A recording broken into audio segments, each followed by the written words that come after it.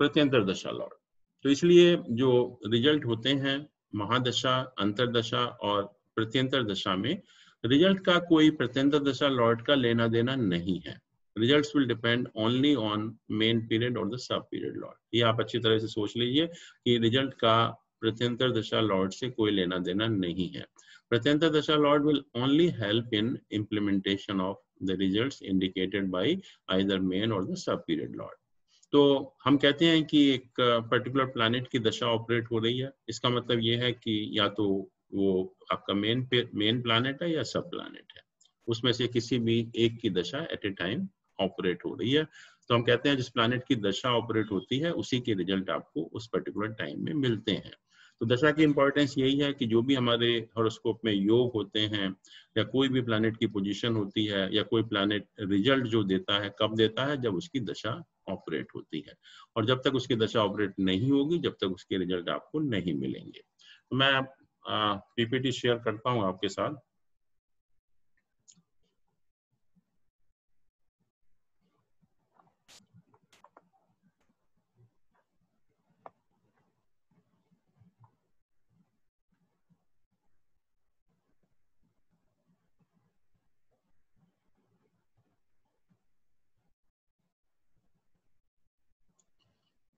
अब ना जो दशाएं वो रिजल्ट अपना कैसे देती हैं, इंपॉर्टेंट आपके लिए यही है कि कौन सी दशा चल रही है उसके रिजल्ट आपको कैसे मिलेंगे, दैट इज मोर इम्पॉर्टेंट।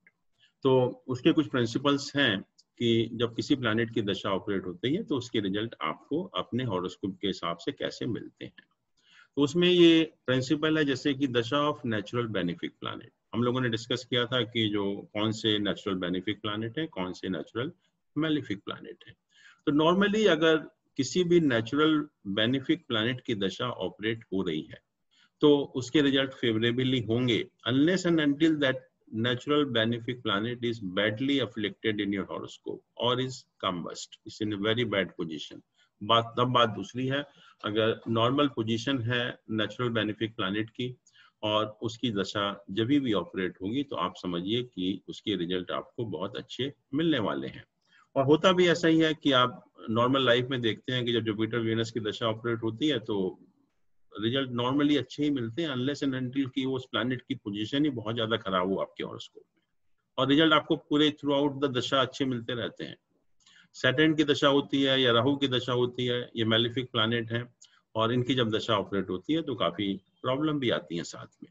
तो ये कहा गया कि अगर नेचुरल बेनिफिक प्लैनेट की दशा ऑपरेट हो रही है, provided that planet is not badly afflicted nor it is A combust planet, तो उसके रिजल्ट आपको फेवरेबल ही मिलने चाहिए।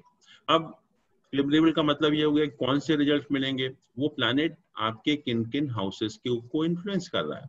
जो जिन जिन हाउसेस को इन्फ्लुएंस कर रहा है या बैठा हुआ है या एस्पेक्ट है या किसी हाउस का लॉर्ड है, तो उन सब जो है उनके रिजल्ट आपको एट दैट टाइम मिलेंगे जब उस प्लैनेट की दशा ऑपरेट होगी।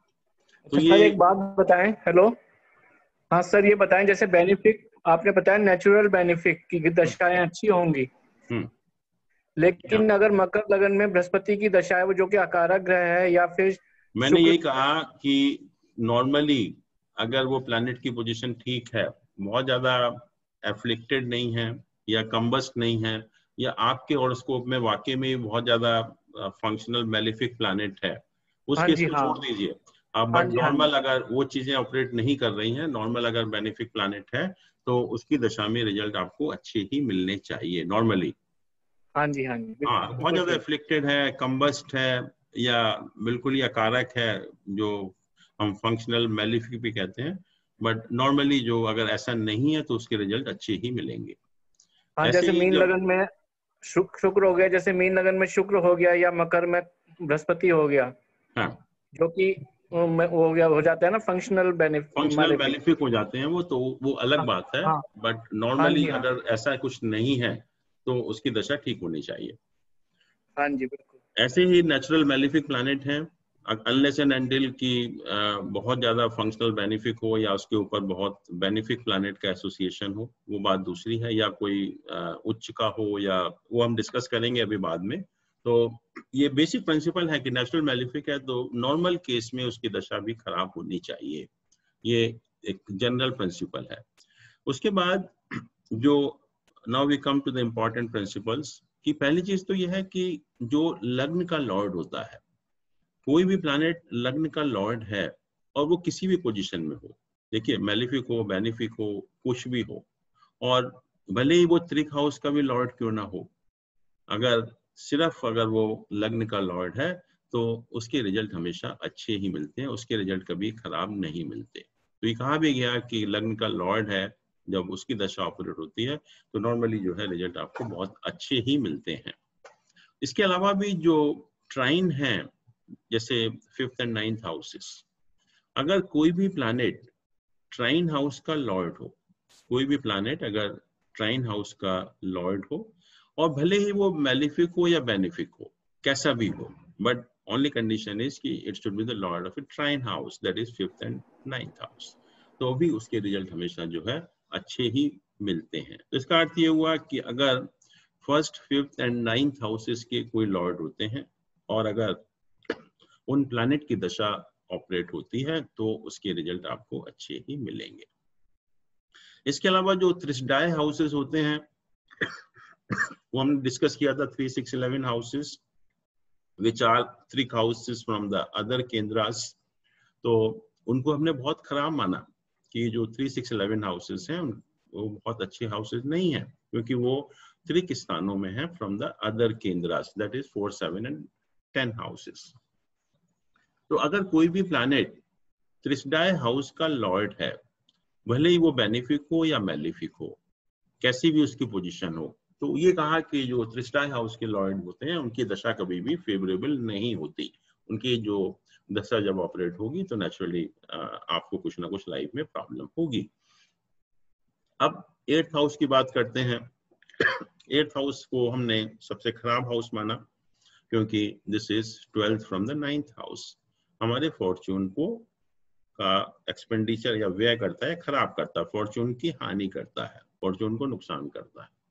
तो अगर कभी भी अगर 8th हाउस के लॉर्ड की दशा ऑपरेट होती है, बट ध्यान रखिए कि लग्न का लॉर्ड नहीं होना चाहिए, बट 8th हाउस का लॉर्ड कोई भी हो, मैलिफिक हो, बेनिफिक हो, कैसा भी हो, तो उसके रिजल्ट हमेशा मैलिफिक ही होंगे, उसके रिजल्ट कभी भी शुभ नहीं होंगे आपके लिए।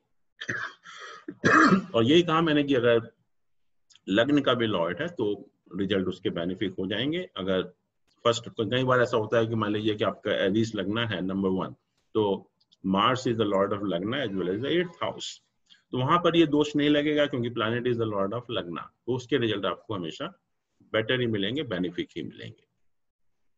और दूसरा जो हमने कहा कि जो 2nd और 11th हाउसेस हैं वो न्यूट्रल हाउसेस हैं, 2nd और 11th हाउसेस वो न्यूट्रल हाउसेस हैं, तो इसलिए हाउस का इफेक्ट नहीं पड़ता उस पर्टिकुलर हाउस का, हमें ये देखना पड़ता है कि दूसरा साइन किस हाउस में फॉल कर रहा है। जैसे एक प्लैनेट है 2nd का लॉर्ड भी है 11th और या 11th का लॉर्ड है, तो हमें 2nd और 11th के लॉर्ड से फर्क नहीं पड़ेगा, फर्क पड़ेगा कि वो प्लैनेट दूसरे किस हाउस का लॉर्ड है उसके रिजल्ट आपको मिलेंगे। और क्योंकि सन और मून तो एक ही हाउस के लॉर्ड होते हैं, तो अगर सन और मून 2nd और 11th हाउस के लॉर्ड हैं तो उसके रिजल्ट आपको न्यूट्रल होंगे, it will not depend on the house.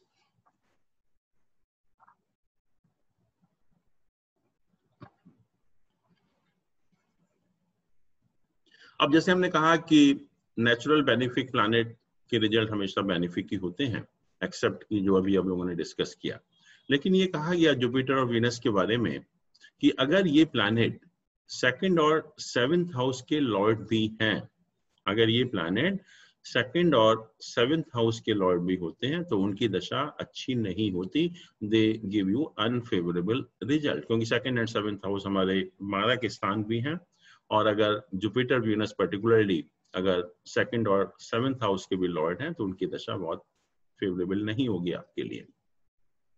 अब योग कारक प्लैनेट की बात की कि आपके अगर हॉरोस्कोप में कोई प्लैनेट योग कारक है, योग कारक की डेफिनेशन आपको पता है कि कोई भी प्लैनेट जब केंद्र और त्रिकोण दोनों हाउसेस का लॉर्ड होता है तो हम उसको कहते हैं कि वो प्लैनेट योग कारक है। योग कारक प्लैनेट हमेशा बहुत अच्छा माना गया। जैसे कि अगर हम कहें कि आपका लिब्रा लग्न है, 7 नंबर का आपका लग्न है, तो आप देखेंगे कि 10 और 11 साइन वो 4th और 5th हाउस में फॉल करते हैं। इसका मतलब सैटर्न जो है वो आपका 4th हाउस का भी लॉर्ड है और 5th हाउस का भी लॉर्ड है, केंद्र का भी लॉर्ड है और त्रिकोण का भी लॉर्ड है। तो 7 नंबर लगन के लिए आपका जो सैटर्न है इट बिकम्स ए योग karaka planet. And yoga karaka planet is always good, its like a raj yoga, it makes a raj yoga. तो अगर आपके हॉरोस्कोप में कोई भी प्लैनेट अगर योग कारक प्लैनेट है जो कि केंद्र और त्रिकोण हाउसेस दोनों का लॉर्ड है, उसके रिजल्ट हमेशा फेवरेबल मिलते हैं, whether the planet is benefic और मैलिफिक, उससे फर्क नहीं पड़ेगा। बट जैसे ही कोई भी प्लैनेट अगर योग कारक प्लैनेट बनता है तो उसके रिजल्ट आपको हमेशा अच्छे ही मिलते हैं।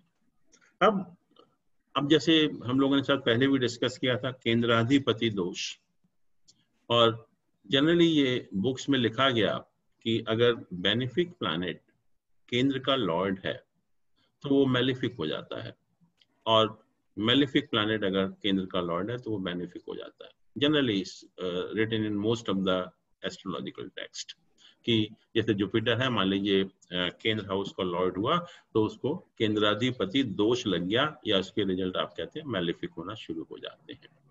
बट ऐसा नहीं है। जो देखा ये गया है कि अगर बेनिफिक प्लैनेट केंद्र हाउस का लॉर्ड होता है तो उसकी जो बेनिफिकनेस है, जो शुभता है, वो खत्म हो जाती है, it becomes a neutral planet.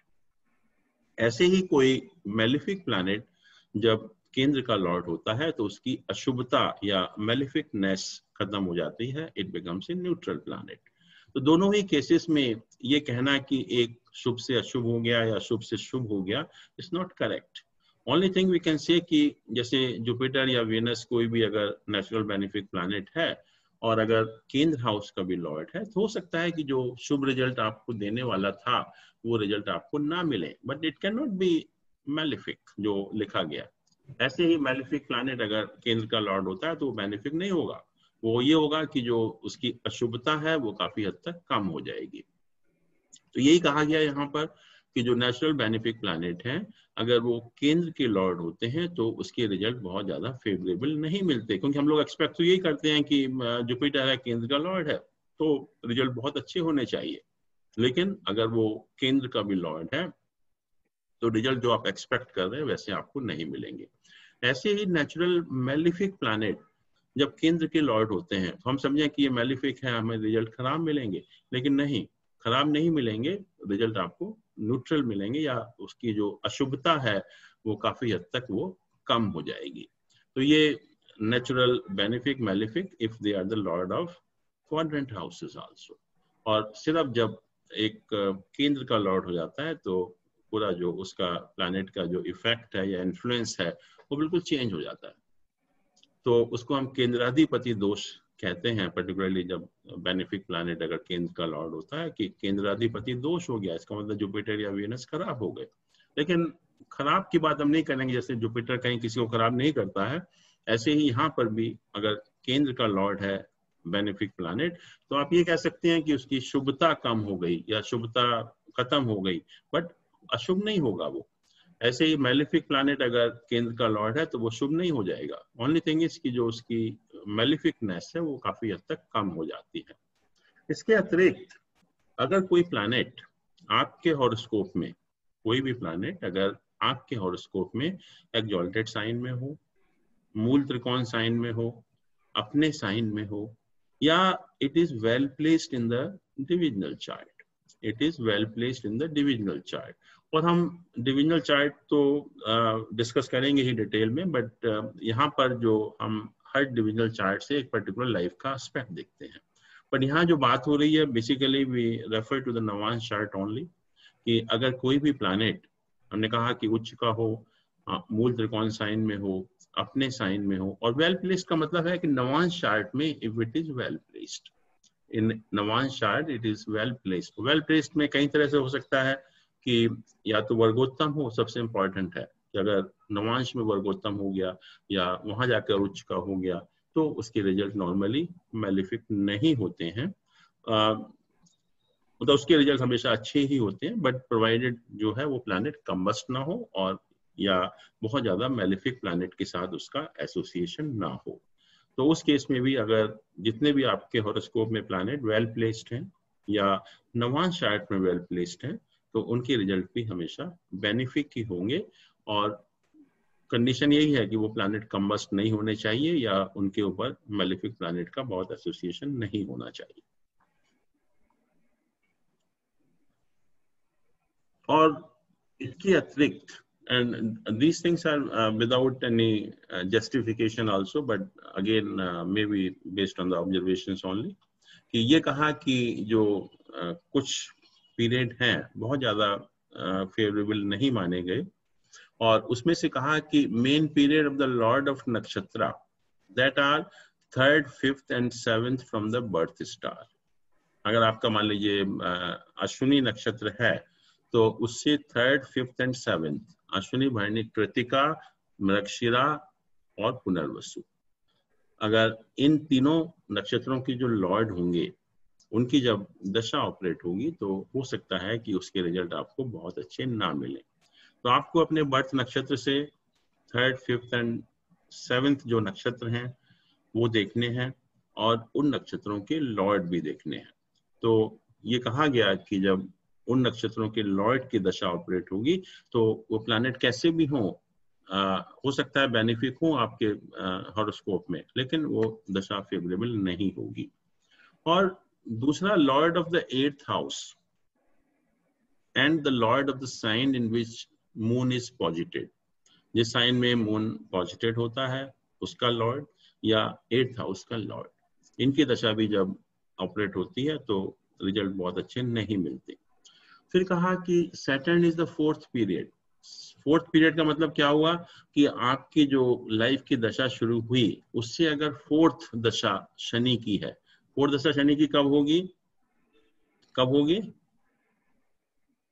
जैसे मार्च की दशा, मान लीजिए बर्थ के टाइम आपकी मार्च की दशा हुई, बर्थ के टाइम आपकी मार्च की दशा ऑपरेट हो रही है तो 2nd दशा राहु की हुई, 3rd दशा जुपिटर की हुई और 4th दशा हुई सैटर्न की।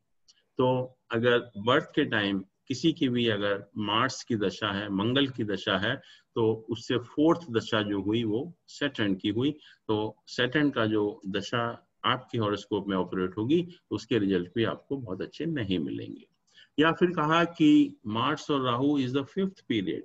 मंगल या राहु अगर 5वीं दशा बन जाती है तो उस केस में भी रिजल्ट बहुत अच्छे नहीं मिलते।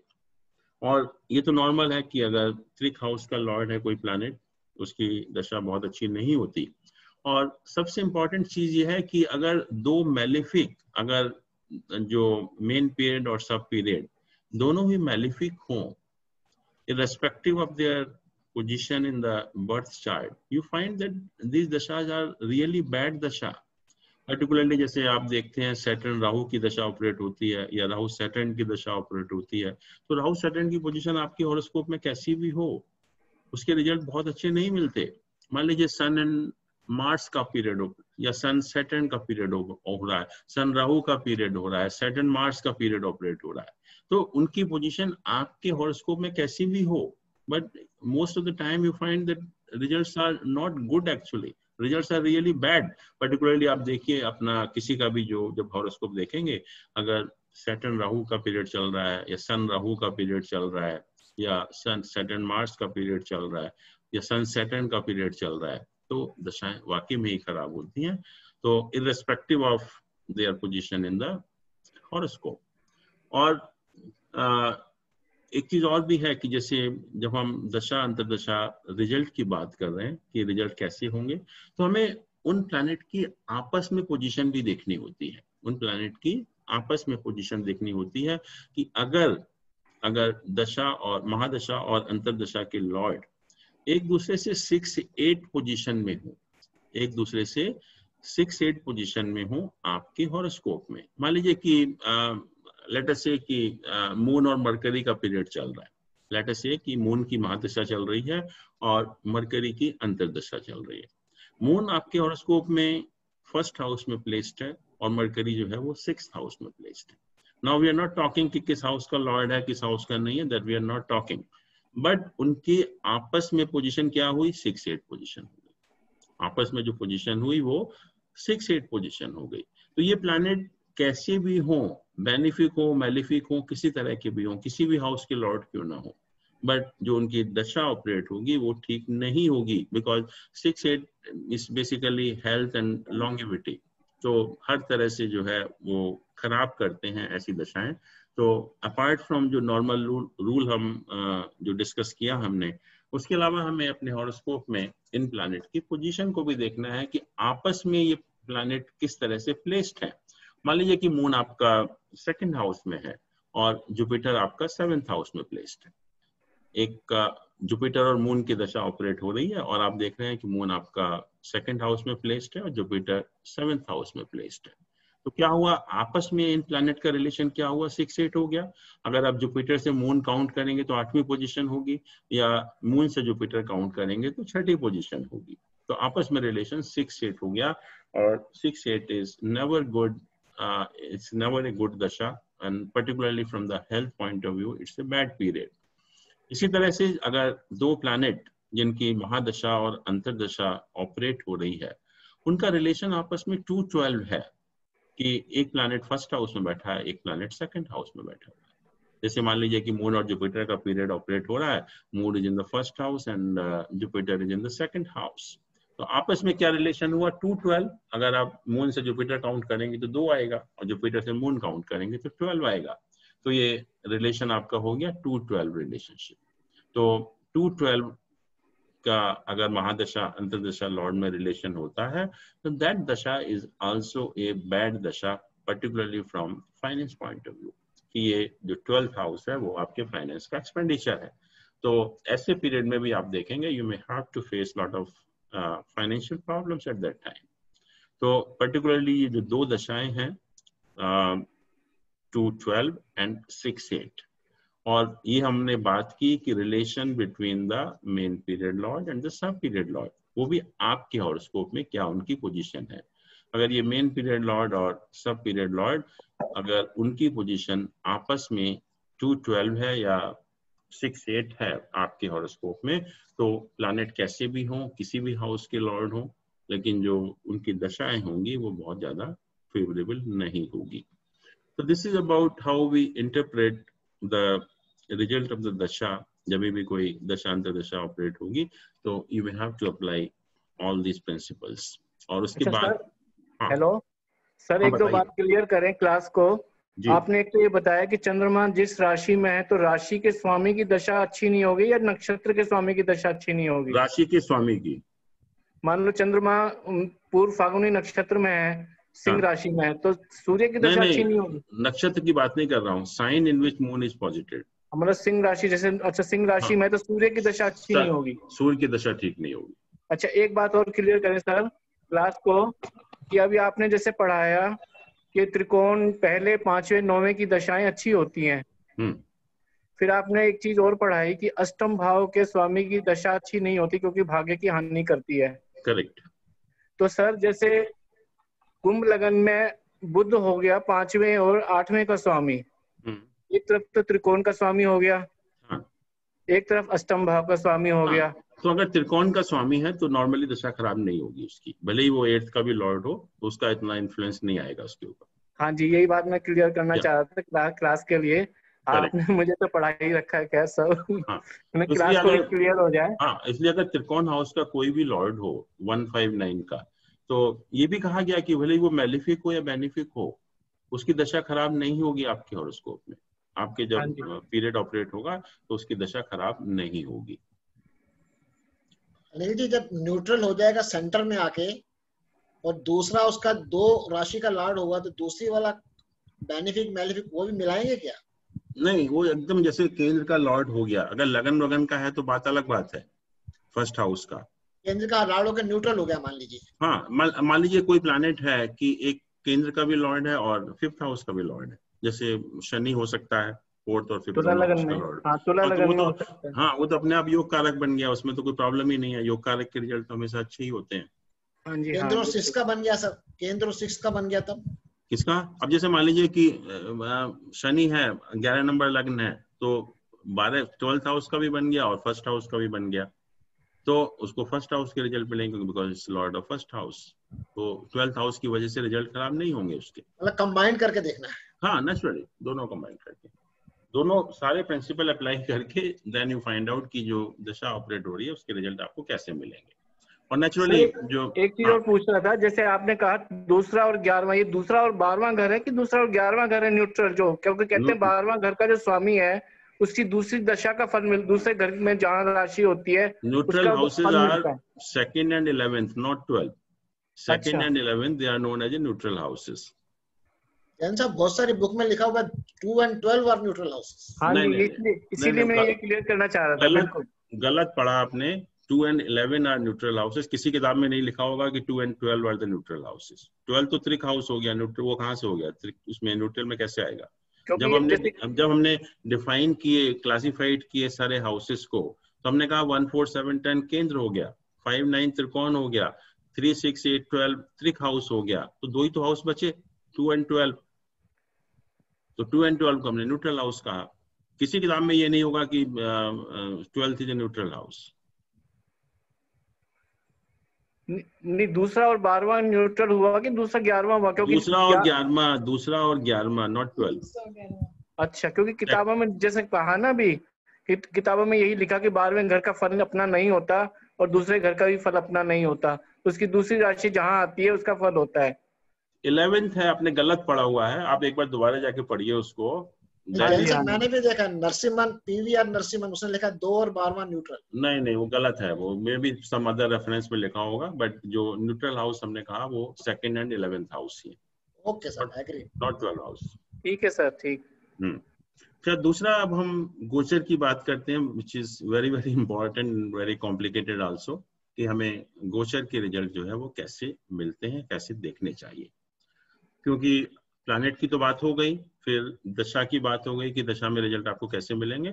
इसके बाद नाउ गोचर, बिकॉज गोचर is also equally important. 1/3 weightage हमने तीनों को दिया, तो इसलिए गोचर की भी जो है उतनी ही ज्यादा इंपॉर्टेंस है। और गोचर का मतलब ये होता है कि आज की डेट में उन प्लैनेट आपके हॉरोस्कोप के हिसाब से किस किस हाउस में, किस किस राशि में गोचर कर रहे हैं, या आज को अगर हम आज के डेट में अगर उन प्लैनेट को आपके हॉरोस्कोप में रखें, जो उनकी पोजीशन है आज की डेट में, तो कहाँ कहाँ वो उनका प्लेसमेंट होगा।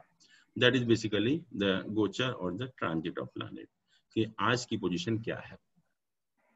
गोचर के बारे में बहुत कंफ्यूजन है, जो भी इवन अमॉन्ग्स द एस्ट्रोलॉजर और amongst the astrological text also, कि गोचर हमें कैसे देखें।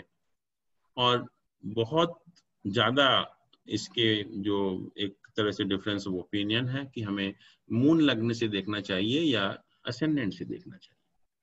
बहुत अभी तक आप किताबें पढ़ेंगे, एस्ट्रोलॉजिकल टेक्स्ट, या लोगों से बात भी करेंगे, तो everybody will have a different opinion, कि कुछ लोग लग्न से देखते हैं, कुछ लोग मून से देखते हैं। अब थोड़ा सा देखें, अगर हम जो हमारी एस्ट्रोलॉजिकल टेक्स्ट हैं, फल Deepika is one of the very important astrological text. वो कहता है कि नहीं, हमें गोचर के रिजल्ट हमें मून जो को फर्स्ट हाउस मानकर या मून को लग्न मानकर हमें गोचर के रिजल्ट देखने चाहिए। तो and this was also the view of the most of the astrologers also, कि और देखते भी हैं आप कि जब बहुत एस्ट्रोलॉजर जो है मून का, जहां मून का प्लेसमेंट होता है उसको फर्स्ट हाउस मानकर गोचर के रिजल्ट देखते हैं। लेकिन अगर डिफरेंट आप जो टेक्स्ट को रेफर करें, तो काफी लोगों ने असेंडेंट पे लिखा कि असेंडेंट कोई मानिए, आपको मून को मानने की जरूरत नहीं है। कुछ लोग कहते हैं कि नहीं, जो असेंडेंट से भी नहीं देखना, मून से भी नहीं देखना, सन साइन से देखना है। जो आपका जहां पर सन प्लेस्ड है उसको फर्स्ट हाउस मानकर जब आप दशा के रिजल्ट देखिए, इसके गोचर के रिजल्ट देखिए। और कुछ लोग कहते हैं कि नहीं, जो दशा आपकी चल रही है, जो इस समय दशा ऑपरेट हो रही है, उसका लॉर्ड क्या है उसको फर्स्ट हाउस मानकर देखिए। और कई लोगों ने तो ये कहा कि जिस प्लैनेट का रिजल्ट आप देख रहे हो उसको फर्स्ट हाउस मानकर देखिए।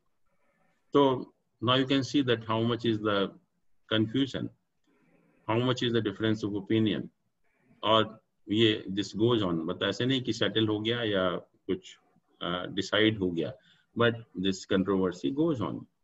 और लेकिन जो आजकल लोगों का व्यू है और जो आजकल लोग देखते भी हैं, वो कहते हैं कि अगर आप, और जो controversy basically is about the लग्ना एंड द मून, बाकी तो नोबडी एग्रीज कि आप दशा लॉर्ड से देखो या नेटल प्लैनेट से देखो या सन साइन से देखो, but the main controversy is whether we should see from the lagna और फ्रॉम द मून लग्ना.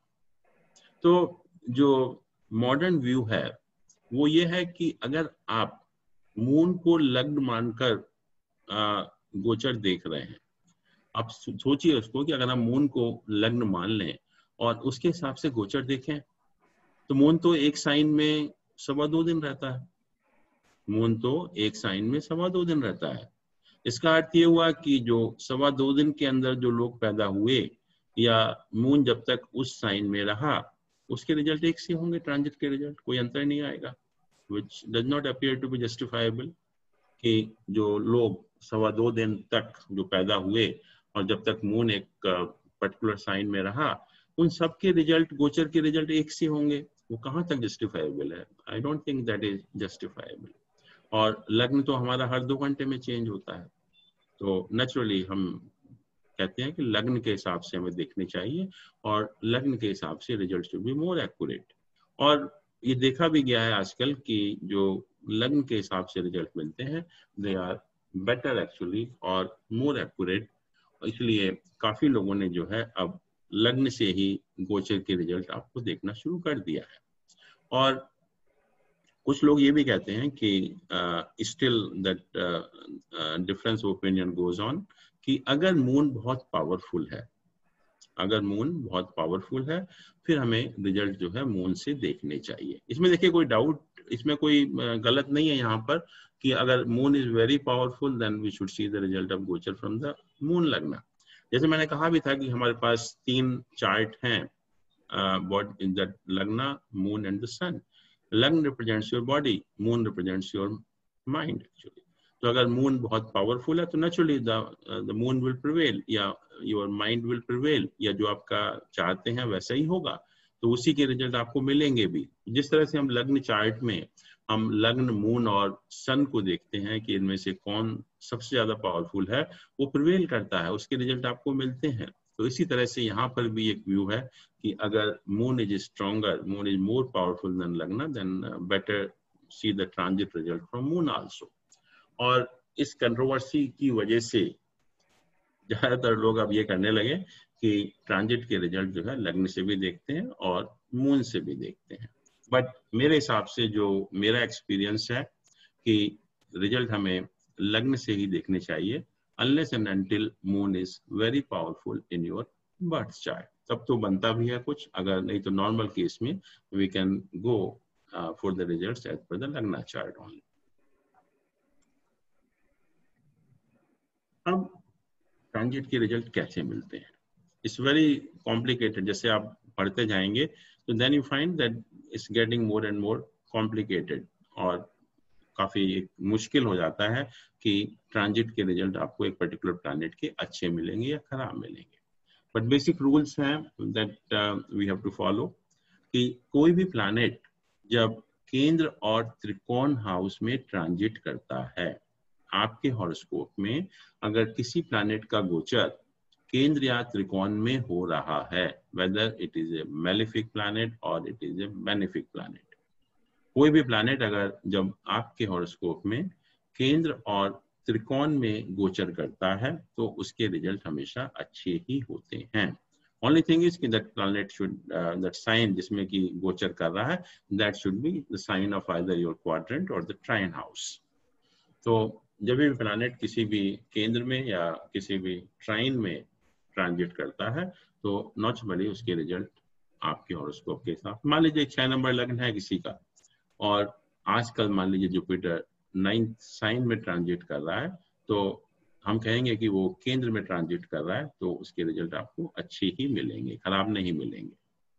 फिर दूसरा ये भी कहा कि जब कोई भी प्लैनेट अपने एक्सल्टेशन साइन में या ओन साइन में या फ्रेंडली साइन में ट्रांजिट करते हैं, जैसे आजकल आप देख रहे हैं कि शनि 10 नंबर साइन में ट्रांजिट कर रहा है, साइन जो सैटर्न जो है 10 नंबर साइन में ट्रांजिट कर रहा है, जो उसका अपना साइन है। तो अगर कोई भी प्लैनेट जब या तो एक्सल्टेशन साइन में ट्रांजिट करें या अपने साइन में ट्रांजिट करें या फ्रेंडली साइन में ट्रांजिट करें, तो उसके भी रिजल्ट हमेशा अच्छे ही होते हैं। वो प्लैनेट कभी भी ट्रांजिट के रिजल्ट खराब नहीं देता। और ये कहा गया कि एक्सल्टेशन में कर रहा है तो बहुत अच्छा है, अपने में कर रहा है तो उससे थोड़ा कम है, और फ्रेंडली साइन में कर रहा है तो उससे और कम है। But any planet having a transit in its exaltation, own sign or the friendly sign generally will not give you the bad results. The results will always be favorable for you. फिर इसके अलावा अगर planet कोई debilitation में है या enemy sign में transit कर रहा है, कोई भी प्लैनेट जब नीच राशि में या शत्रु राशि में ट्रांजिट करता है तो उसके रिजल्ट आपको अच्छे नहीं मिलते। जैसे अभी जुपिटर जो है साइन चेंज करेगा नवंबर में और अपनी 10 नंबर राशि में आ जाएगा, जो कि उसका नीच की राशि है। तो नेचुरली जो जुपिटर के रिजल्ट होंगे इंडिविजुअल हॉरोस्कोप में बहुत अच्छे नहीं होंगे, क्योंकि वो नीच राशि में अपनी ट्रांजिट कर रहा है। तो 3 चीजें हो गई कि अगर कोई प्लैनेट अगर केंद्र और त्रिकोण में ट्रांजिट करता है तो उसके रिजल्ट फेवरेबल होंगे। अगर प्लैनेट एक्सल्टेशन में, ओन साइन में या फ्रेंडली साइन में है तभी भी उसके रिजल्ट फेवरेबल होंगे। और अगर प्लैनेट अपनी नीच की राशि में या शत्रु की राशि में है तो उसके रिजल्ट बहुत अच्छे नहीं होते। नाउ लेट्स टॉक अबाउट त्रिक हाउसेस, 3, 6, 8 एंड 12 हाउसेस। कुछ लोग हम थर्ड हाउस को भी त्रिक हाउस की कैटेगरी में रखते हैं, but let us consider 3, 6, 8 and 12 houses. इसमें ट्रांजिट के रिजल्ट कैसे होंगे? तो जैसा बहुत कंफ्यूजन रहता है कि कोई कहता है कि बेनिफिक प्लैनेट इन हाउस में अच्छा होता है, कोई कहता है मैलेफिक अच्छा होता है। तो एक कंफ्यूजन रहता है बिकॉज दूसरे जो हाउसेस हैं they govern the positive significations of our life, whereas these houses they govern the negative significations of our life. तो उसमें ये कहा गया कि अगर कोई प्लैनेट एक्सल्टेशन साइन में है, अपने साइन में है या फ्रेंडली साइन में है और इन हाउसेस को ट्रांजिट कर रहा है, इन हाउसेस में गोचर कर रहा है, तो उसके रिजल्ट जो है वो उतने खराब नहीं होते। उसके रिजल्ट जो खराब, उसका जो अशुभता होती है वो बहुत कम हो जाती है। नॉर्मली तो जैसे कोई भी प्लैनेट जब मान लीजिए कि त्रिक हाउस में ट्रांजिट करता है तो कहते हैं कि रिजल्ट अच्छे नहीं होते because they are the bad houses. But अगर वो उसके एक्सल्टेशन या ओन या फ्रेंडली साइन में है तो उसके जो बैड रिजल्ट हैं, जो एक्सपेक्टेड हैं कि त्रिक हाउस में कर रहा है तो रिजल्ट अच्छे नहीं मिलेंगे, तो कहते हैं कि इसके जो बैड है, अशुभता है, वो कम हो जाती है काफी हद तक। और यही प्लैनेट अगर उसके नीच की राशि हो या उसकी शत्रु की राशि हो, जब ये 3, 6, 8, 12 में ट्रांजिट कर रहा हो, तो फिर कहते हैं कि उसकी जो अशुभता है बहुत बढ़ जाती है। It maximizes the miseries of the life. तो उसकी अशुभता जो है बहुत बढ़ जाएगी। तो इसका मतलब ये हुआ कि अगर 6, 8, 12 में एक्सल्टेशन साइन है, अपना साइन है, फ्रेंडली साइन है, तो उसके अशुभ रिजल्ट बहुत कम मिलेंगे। लेकिन अगर वो नीच की राशि है या शत्रु राशि है तो उसकी अशुभता प्लैनेट की बहुत बढ़ जाएगी गोचर में।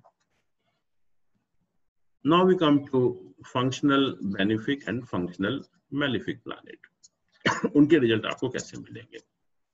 तो उसमें कहा गया कि अगर जो फंक्शनल बेनिफिक प्लैनेट होते हैं, फंक्शनल बेनिफिक प्लैनेट होते हैं और अगर वो अच्छे घरों में ट्रांजिट करते हैं, अच्छे घरों में ट्रांजिट करते हैं, अच्छे घर में इसके just leave this 6, 8, 12 houses and the neutral houses.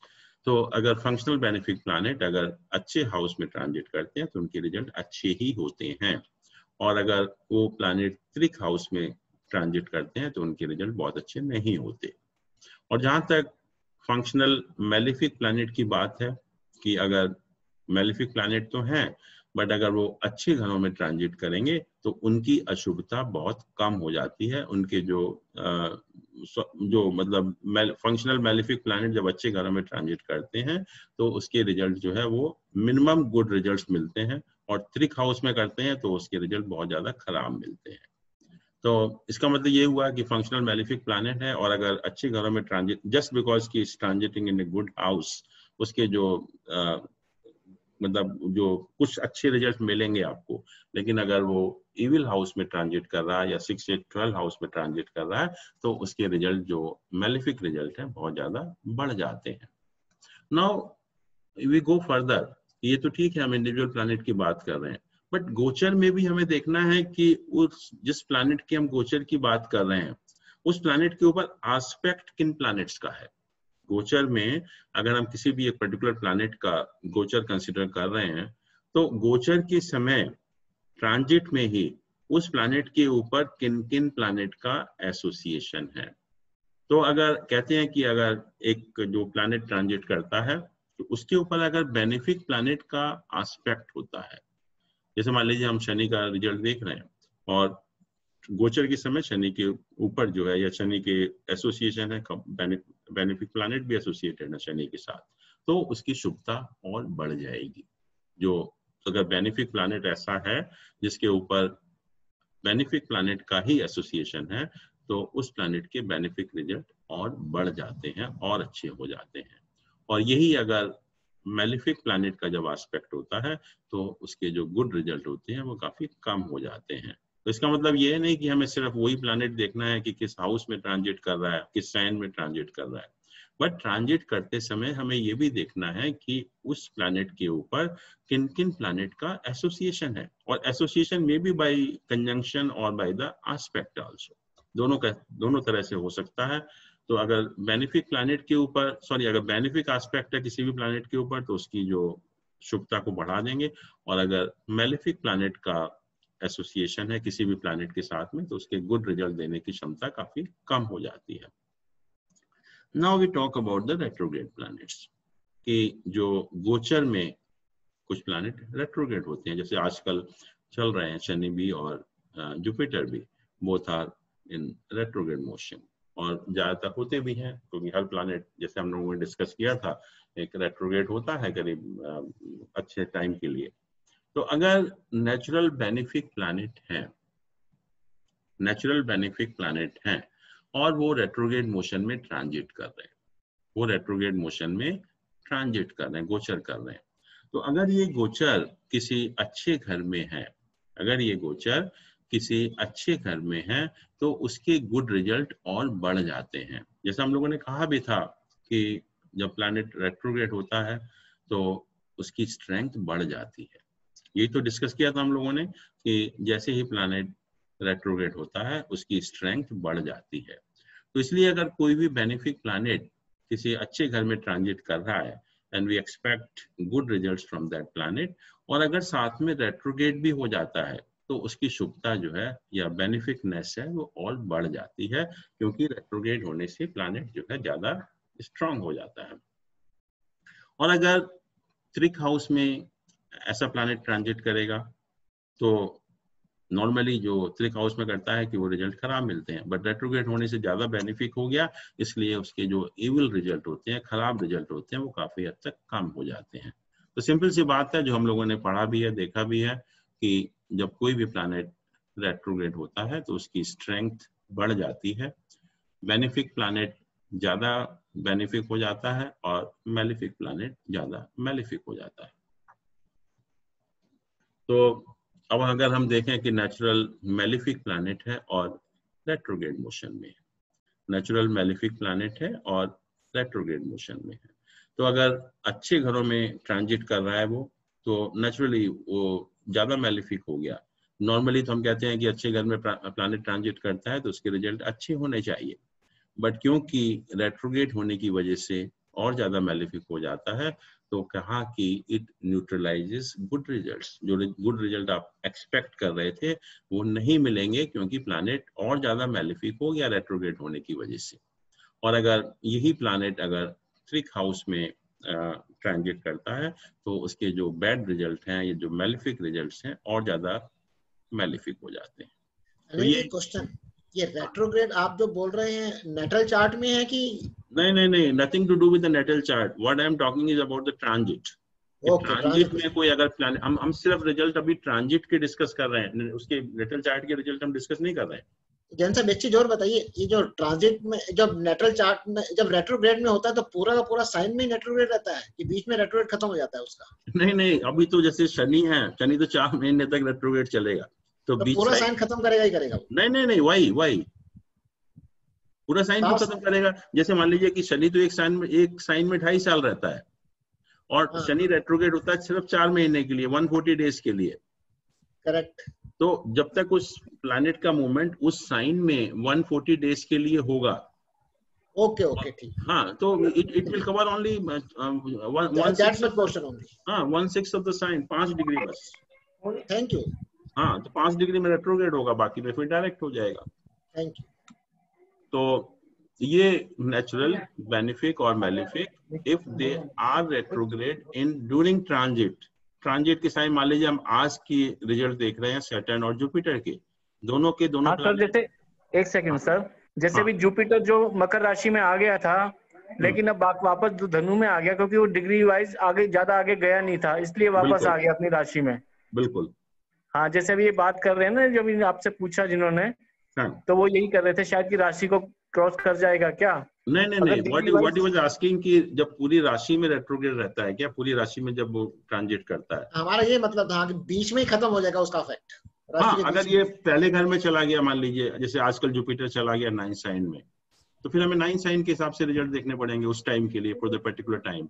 और ये अब जैसे जुपिटर अभी 9 साइन में है and it will remain in the 9 sign till November में जाके चेंज होता है, तो इस पीरियड में फिर तो 9 साइन में आ गया वो, तो हमें ट्रांजिट के रिजल्ट भी फिर उसी हिसाब से देखने पड़ेंगे, राइट?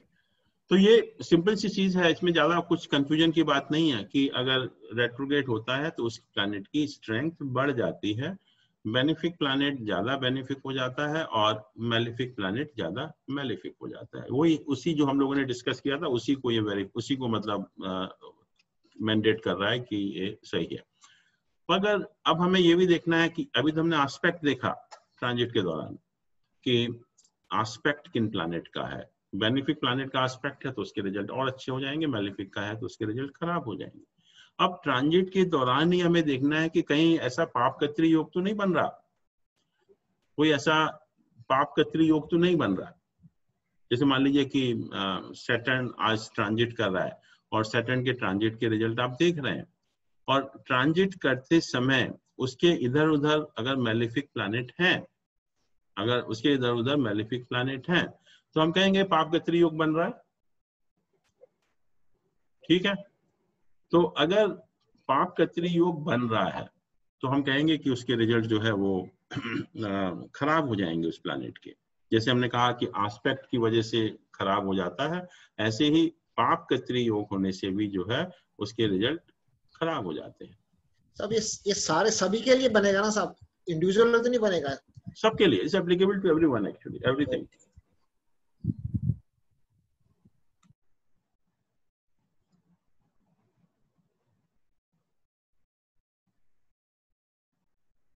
तो ये हमें ये भी देखना है कि पाप कत्री और शुभ कत्री योग तो नहीं बन रहा, और पाप कत्री और शुभ कत्री योग अगर बनेगा तो उसके हिसाब से वो, अगर शुभ कत्री योग बन रहा है तो अच्छा है और पाप कत्री योग बन रहा है तो वो खराब है।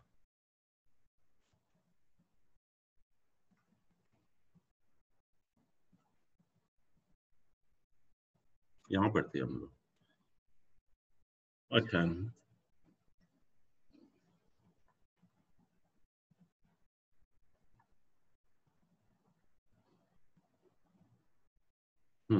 तो अगर पाप कत्री योग बन रहा है, कोई प्लैनेट का ट्रांजिट देख रहे हैं और उस प्लैनेट के साथ इधर उधर अगर मैलिफिक प्लैनेट है तो उसको हम पाप कत्री योग कहेंगे, और अगर दोनों बेनिफिक प्लैनेट है तो उसको शुभ कत्री योग कहेंगे। तो पाप कत्री योग में प्लैनेट के रिजल्ट खराब हो जाते हैं, बिल्कुल बेकार हो जाएगा। और अगर अगर कोई प्लैनेट कम्बस्ट है, सन के बहुत पास है, तो भी आप देखेंगे कि उसके रिजल्ट आपको अच्छे नहीं मिलेंगे, because that becomes a very weak planet. तो वही चीज यहाँ पर है कि अगर गुड हाउस में ऐसा कोई प्लैनेट है जो साथ में पाप कत्री योग भी बना रहा है या कम्बस्ट है, तो उसके जो रिजल्ट होंगे will not be felt actually, even if it is transiting in a good house. और अगर ऐसा प्लैनेट अगर थ्रिक हाउस में ट्रांजिट करता है तो उसके रिजल्ट और भी ज्यादा खराब हो जाते हैं। It intensifies the evil result of that particular planet. तो ये सारी चीजें हमें देखनी है कि देखिए 3 चीजें देखी अभी हमने। एक तो एस्पेक्ट देखा ट्रांजिट के दौरान ही, तो ऐसे नहीं कि हम बाकी चीजों को मिस कर रहे हैं। We are looking into each and every aspect of planet in the transit also, कि कौन कौन से जिस प्लैनेट का हम ट्रांजिट कंसीडर कर रहे हैं उसके ऊपर कौन कौन से प्लैनेट का एस्पेक्ट है। वो प्लैनेट रेट्रोग्रेड तो नहीं है, वो प्लैनेट कंबस तो नहीं है, वो प्लैनेट पाप कतरी योग या शुभ कतरी योग तो नहीं बना रहा।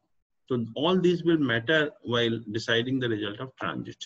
अब उससे और आगे चलते हैं कि अगर कोई प्लैनेट जो है एक अच्छे हाउस में ट्रांजिट कर रहा है और हम कहते हैं कि उसके रिजल्ट अच्छे होंगे। एक कोई भी प्लैनेट अगर एक लेट अस से त्रिकोण हाउस में ट्रांजिट कर रहा है एंड वी नॉर्मली फील कि उसके रिजल्ट आपको अच्छे ही मिलेंगे। बट ये कहा गया कि अगर उस समय उस प्लैनेट से 4th, 5th and 9th houses में, उस प्लैनेट से 4th, 5th and 9th houses में अगर बेनिफिक प्लैनेट हैं केंद्र स्थानों में, उसमें ट्रांजिट में, तो उसके रिजल्ट और अच्छे हो जाते हैं। कि ये नहीं हुआ खाली एस्पेक्ट से ही हुआ, बट उस प्लैनेट से अगर 4th, 5th और 9th हाउसेस में भी अगर बेनिफिक प्लैनेट प्लेस्ड हैं गोचर के दौरान, तो वो प्लैनेट और अच्छा हो जाता है और उसके रिजल्ट बेटर हो जाते हैं। और अगर इन पोजीशन में मेलिफिक प्लैनेट अगर प्लेस्ड होते हैं तो रिजल्ट खराब हो जाते हैं, वो उसको खराब करते हैं। अगर 4th, 5th, 9th पोजीशन में बेनिफिक है तो उसकी शुभता को बढ़ा देते हैं, और अगर मेलिफिक होते हैं तो उसकी शुभता को कम कर देते हैं। तो हमने यहाँ भी देखा कि उस प्लैनेट से 4th, 5th, 9th हाउसेस में बेनिफिक प्लैनेट का प्लेसमेंट है या मेलिफिक प्लैनेट का प्लेसमेंट है। और वही प्रिंसिपल यहाँ पे ही है कि कोई प्लैनेट अगर त्रिक हाउस में ट्रांजिट करता है और हम कहते हैं कि उसके रिजल्ट खराब होते हैं, बट अगर उस प्लैनेट से 4th, 5th, 9th हाउसेस में अगर बेनिफिक प्लैनेट प्लेस्ड हैं तो उसके जो इविल रिजल्ट होते हैं बहुत कम हो जाते हैं, और अगर मेलिफिक प्लैनेट होते हैं तो उसके जो मेलिफिक इफेक्ट होते हैं वो बहुत बढ़ जाते हैं। तो हमें ये 4th, 5th, 9th पोजीशन भी एक इम्पॉर्टेंट रोल प्ले करती है कि किसी भी प्लैनेट के ट्रांजिट के दौरान उससे 4th, 5th, 9th पोजीशन में कौन से प्लैनेट प्लेस्ड हैं, कौन से प्लैनेट ट्रांजिट कर रहे हैं। अगर बेनिफिक कर रहे हैं तो अच्छा है और मेलिफिक कर रहे हैं तो वो खराब है। Now we come to a very very important aspect of transit, and this point will be useful throughout your life। और बहुत ही एक अच्छा पॉइंट है जो आप किसी को भी सरप्राइज भी कर सकते हैं एक एट अ पर्टिकुलर टाइम, कि अगर कोई भी प्लैनेट कहता है कि transit of lord of 8th house from bhava over the bhava. मान लीजिए कि हम कहें कि फर्स्ट हाउस को हम देख रहे हैं फॉर लेट अस से, तो 8th हाउस का लॉर्ड क्या है, 8th हाउस का लॉर्ड क्या है। लेट अस से कि 8th हाउस का लॉर्ड जो है 6 नंबर का लग्न है और 8th हाउस का लॉर्ड मार्स है। ठीक है, तो हम क्या कर रहे हैं, we are considering the transit of the lord of 8th house from a particular house over that house. कि अगर 6 नंबर लग्न है और लग्न के ऊपर हम ट्रांजिट के रिजल्ट देख रहे हैं, तो लग्न से 8th हाउस का लॉर्ड क्या हुआ, मंगल। इसका मतलब मंगल जब लग्न के ऊपर ट्रांजिट करेगा तो क्या रिजल्ट होगा, मंगल अगर लग्न के ऊपर ट्रांजिट करेगा तो क्या रिजल्ट होगा। या अगर हम सेकंड हाउस को कंसीडर करें फॉर द टाइम बिंग यहाँ पर, तो सेकंड हाउस से 8th हाउस क्या हुआ, 9th हाउस हुआ। 9th हाउस का लॉर्ड, या इसमें let me show you actually,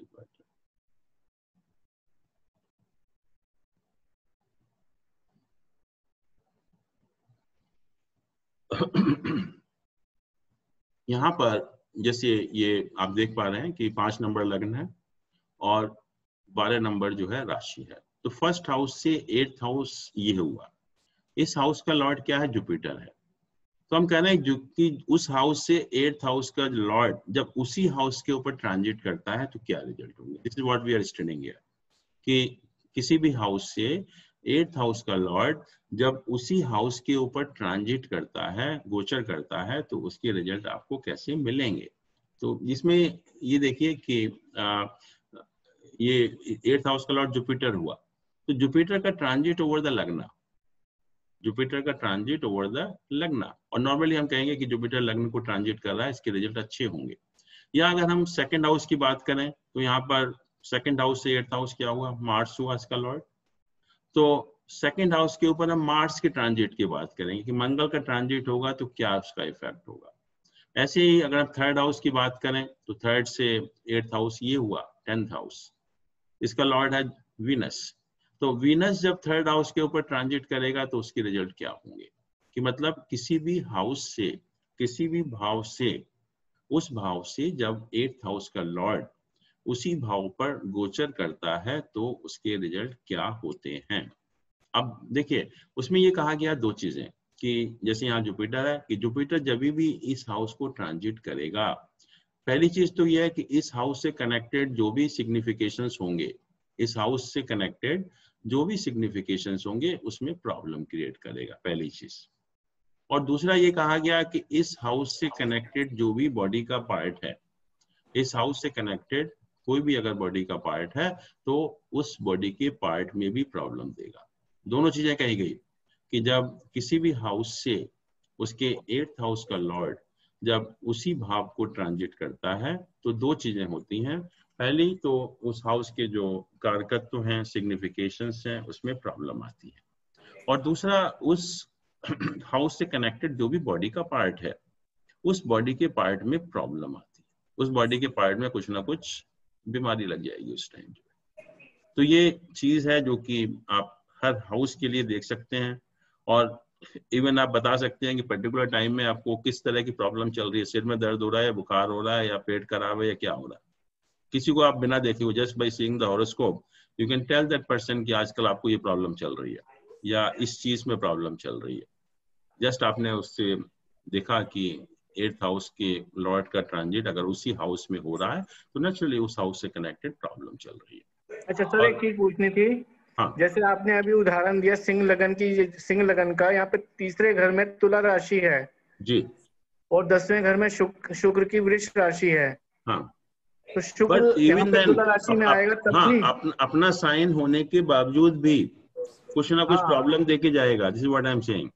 हाँ, यही मैं पूछ रहा था। हाँ, अपना साइन होने के बाद भी, because it's Lord of eighth house also, तो इसलिए उसमें कुछ ना कुछ प्रॉब्लम देकर जाएगा। एंड इट हैपेंस ऑलवेज, ये हमेशा ऐसा ही होगा। अच्छा। और बाई चांस अगर आप सिंपल सी बात देखो कि अगर ये एट्थ हाउस यहाँ 4 नंबर हो जाता है, लेट अस सी कि किस लग्न के लिए होगा, 9 और 3 8 नंबर लगन के लिए, नहीं सॉरी, नहीं, एट्थ हाउस 4 नंबर हो जाता है। हाँ। धनु लगन के लिए, धनु लगन के लिए होगा सर। धनु लगन के लिए हुआ, राइट। किसी का धनु लगन है, किसी का धनु लगन है, और एट्थ हाउस में मून है। हाँ जी। और मून हर महीने ट्रांजिट करेगा 2.25 दिन के लिए वहां पर। हाँ, बिल्कुल बिल्कुल। तो उस 2.25 दिन का टाइम देखिए उस व्यक्ति के लिए कैसा होता है, उसको उस पीरियड में जरूर कुछ ना कुछ प्रॉब्लम होगी। अच्छा अच्छा। तो मून तो क्योंकि हर महीने आएगा वो। हाँ बिल्कुल आएगा सर। तो नेचुरली वो प्रॉब्लम क्रिएट करेगा काफी। तो ये जो नियम है, इट्स वेरी यूजफुल नियम and it's applicable also all the time. तो आप किसी का भी हॉरोस्कोप देखकर आप बता सकते हो कि कहाँ दर्द हो रहा है, कहाँ परेशानी हो रही है, किस लाइफ के एस्पेक्ट में प्रॉब्लम हो रही है, just by having a transit कि उस हाउस से एट्थ हाउस का लॉर्ड उसी हाउस में तो ट्रांजिट नहीं कर रहा है। अगर कर रहा है तो नेचुरली दोनों चीजें हैं, उस हाउस की सिग्निफिकेशंस में भी प्रॉब्लम होगी और उस हाउस से कनेक्टेड जो बॉडी का पार्ट है वहां भी कुछ ना कुछ प्रॉब्लम, बीमारी होगी। दोनों चीजें एप्लीकेबल है।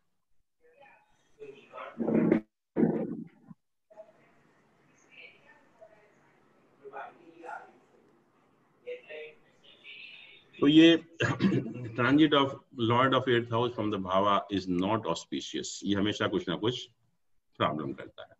और दूसरी चीज फिर और आ गई, transit of malefic over a natal malefic, कि अगर कोई मैलिफिक प्लैनेट आपके हॉरोस्कोप में कहीं प्लेस्ड है और उसके ऊपर जब भी किसी भी मैलिफिक प्लैनेट का गोचर होगा, इररेस्पेक्टिव कि वो किस हाउस का लॉर्ड है किसका नहीं है, वो हमेशा खराब करेगा। जैसे मैंने कहा था कि दो अगर मेन एंड सब पीरियड अगर दशाओं में दोनों मैलिफिक होते हैं तो वो खराब होता है।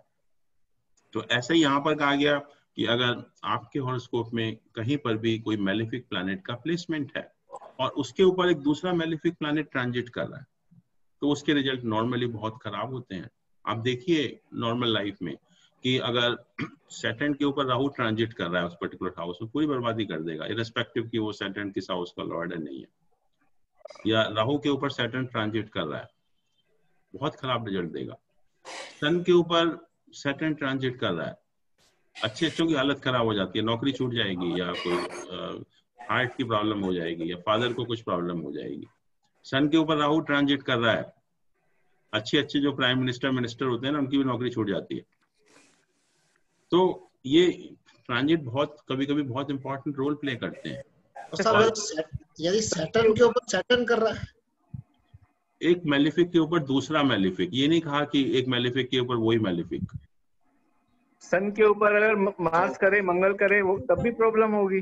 सन के ऊपर करेगा तो डेफिनेटली। हाँ, मार्स करे, मंगल करे, बिल्कुल। वो सन और सैटर्न और मार्स कोई भी करे, एनी मैलिफिक एक्चुअली। केतु भी, मतलब उसमें केतु भी आ जाएगा सर? किसके? केतु, मतलब केतु करे इनके ऊपर से, किसी के ऊपर से। हाँ, अगर सन के ऊपर केतु कर रहा है तो खराब है। बट देखिए, Ketu is not such a dangerous planet.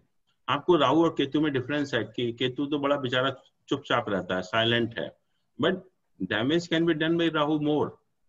Ketu इतना डैमेज नहीं करता जितना कि राहु डैमेज करता है। आप किसी का भी देखिए कि जब सैटर्न के ऊपर राहु ट्रांजिट कर रहा हो, राहु के ऊपर सैटर्न ट्रांजिट कर रहा हो, ये सन के ऊपर बाई चांस अगर दो मैलेफिक प्लैनेट का ट्रांजिट हो गया, लेट अस से कि सैटर्न एंड राहु का, बैठे बैठे आपको हार्ट की प्रॉब्लम हो जाएगी।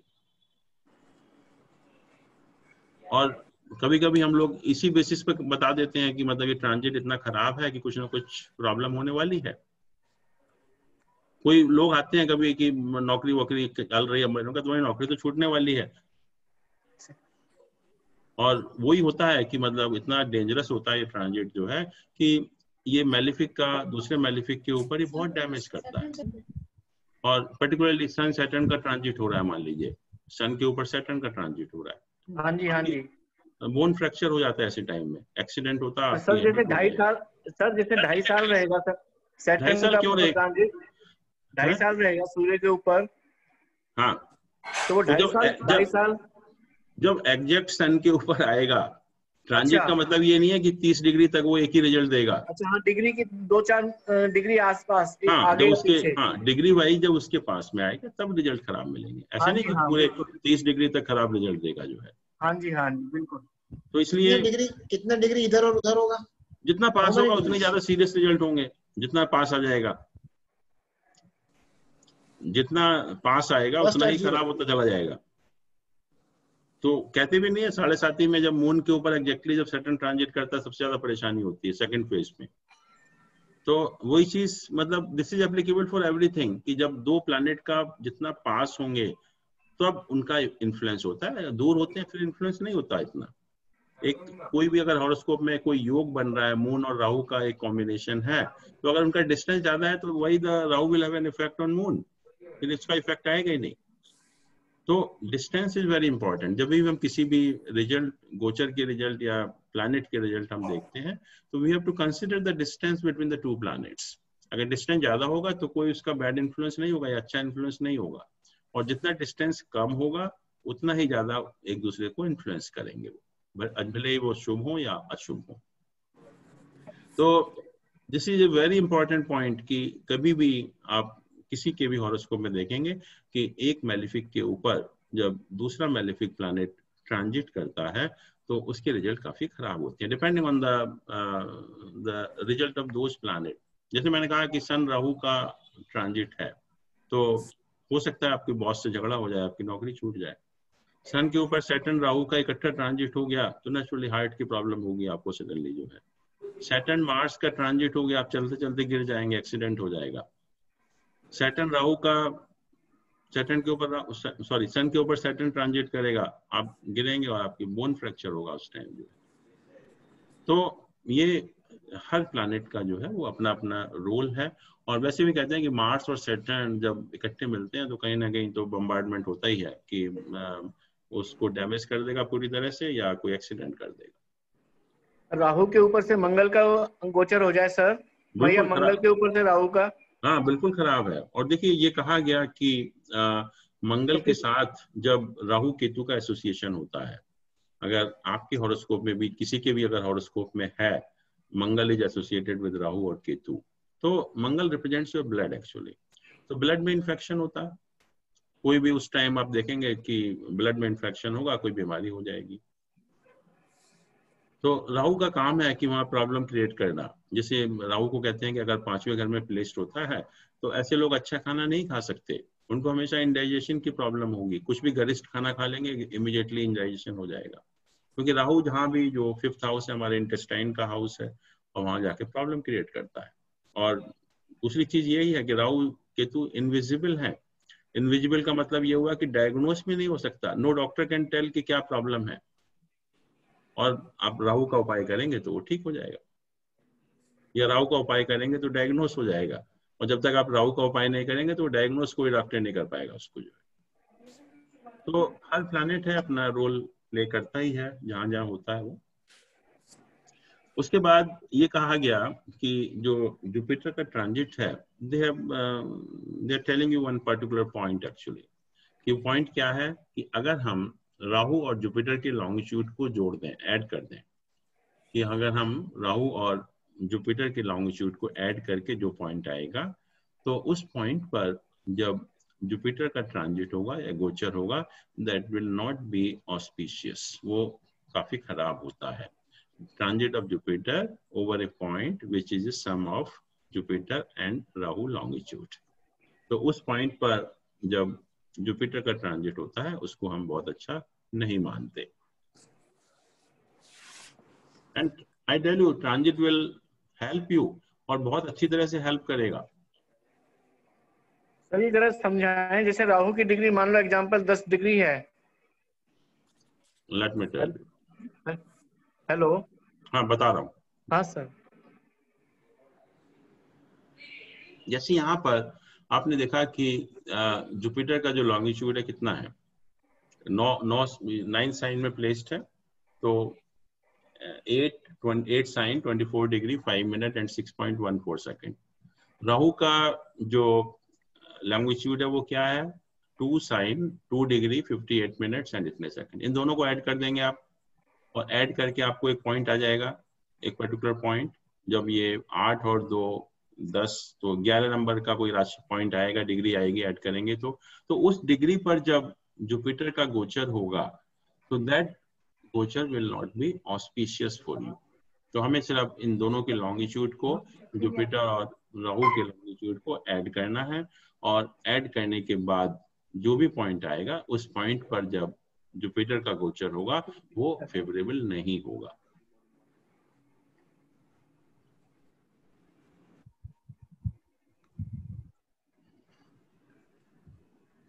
अब हम इंडिविजुअल प्लैनेट का और एंगल से ट्रांजिट कंसिडर कर रहे हैं, कि transit of Saturn over the lord of trik house.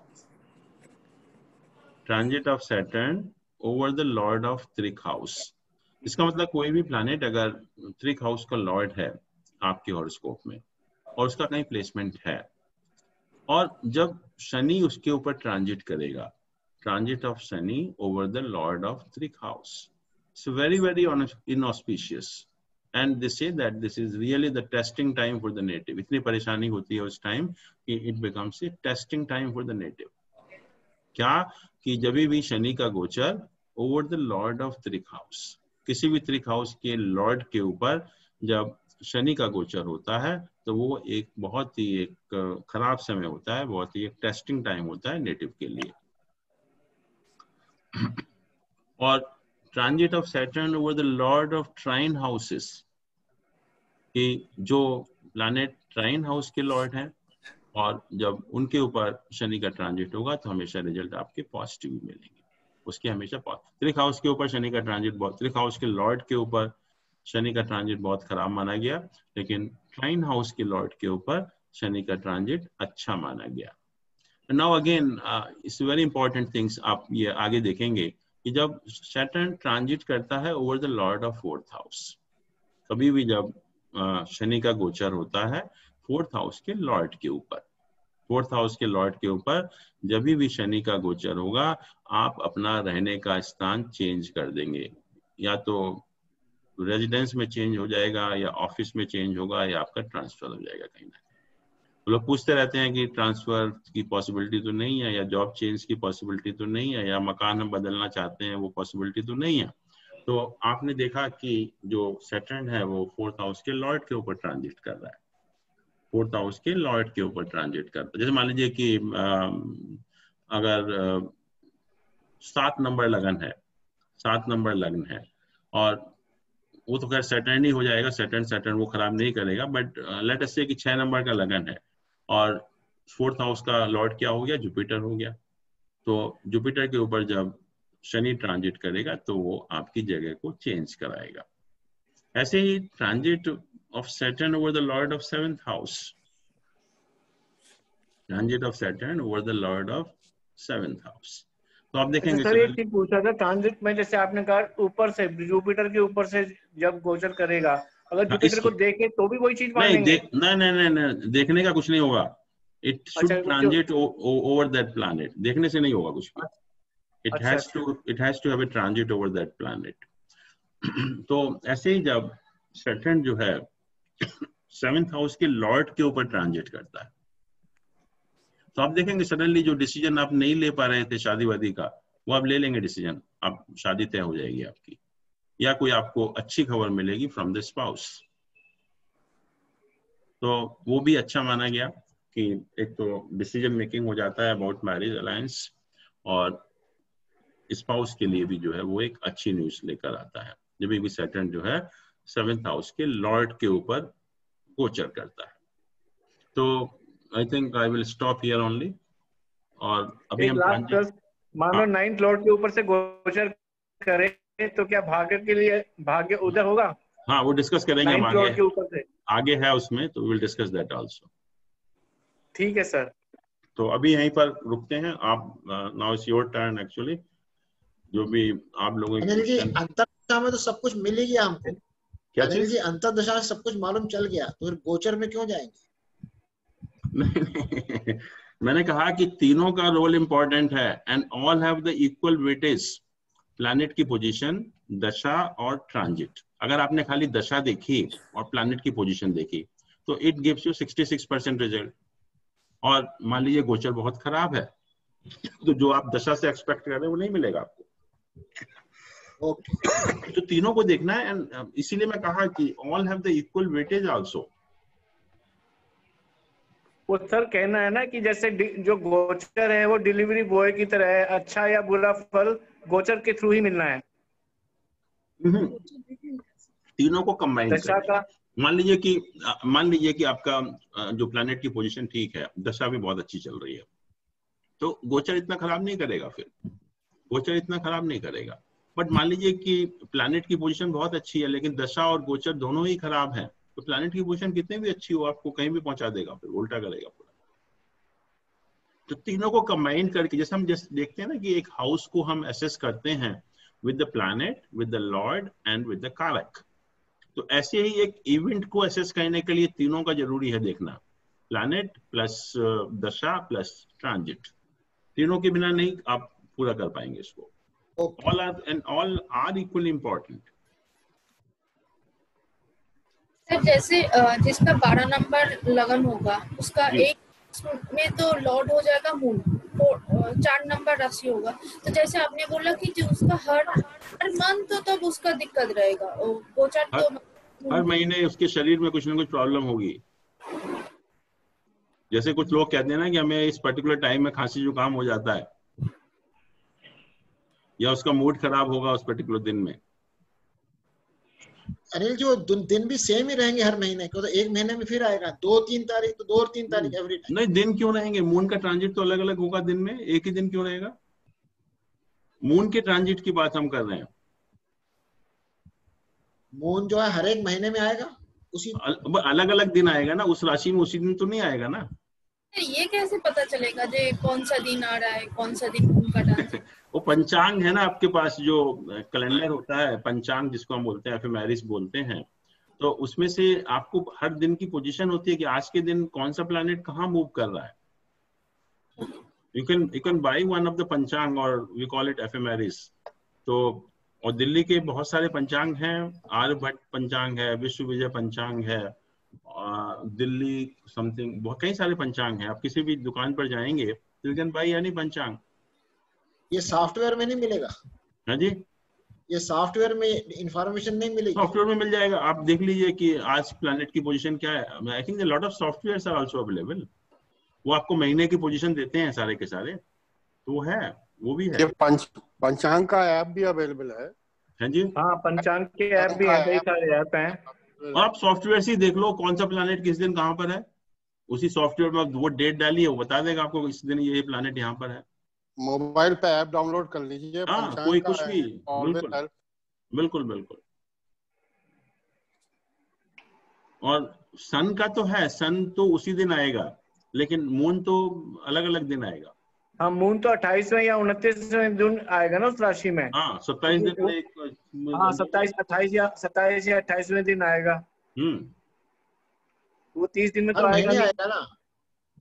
हर महीने आएगा, हर महीने आएगा। This is what I am saying कि अगर मून बाई चांस एयर था, उसका लॉर्ड हो गया, तो हर महीने लगन पे ट्रांजिट करेगा। ये तो सूरज का हो गया।